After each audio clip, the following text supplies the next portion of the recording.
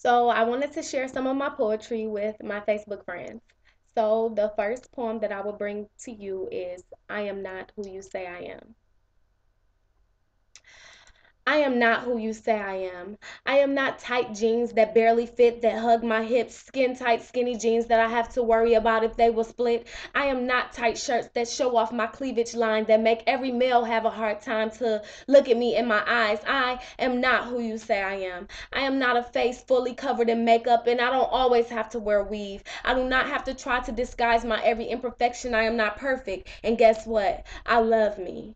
I'm not a booty shaking, club hopping, no stopping party girl that copies the images of the women who are on TV who are actually miserable in their world. That's why you always see them drunk or caught up on drugs. I am not interested in what they do. If I saw them today, I would care less about giving them hugs. I am not who you say I am. I am not pregnant before I could graduate from high school. I didn't have to be having sex. I didn't have to follow the social rules, that it was cool to be having sex before I had a diploma in my hand. I am not concerned about impressing or being accepted by men who very rarely even love or care for you. Instead of feelings, they are more concerned about what they want to do. And they take that one most precious thing that you have and leave you broken and complete and searching for the empty pieces that they have grabbed.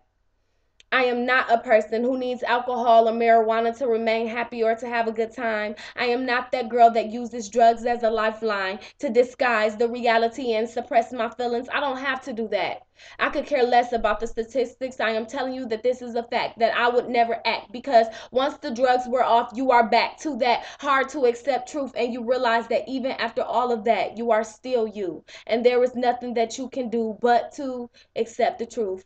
I am not who you say I am. I am not bitter, and I won't be this angry black woman that you have tried to create. I will not be the fighter, window smasher, tire slasher, jealous, insecure woman you think that I will be. I'm sorry, but I realize that there are better things out here for me than to always have to compete with any other woman or try to. My heart is to keep an unworthy man. I am more. I am fine with the clothes that I wear. They fit, but I have room in them to spare. And instead of my chest or my thighs, when a man approaches me, he will look at me in my eyes. I am comfortable with wearing makeup, but at the same time, if it was to all get washed off, I would be fine. I would not run and hide. I am beautiful either way. So with or without my makeup or weave, my confidence will stay.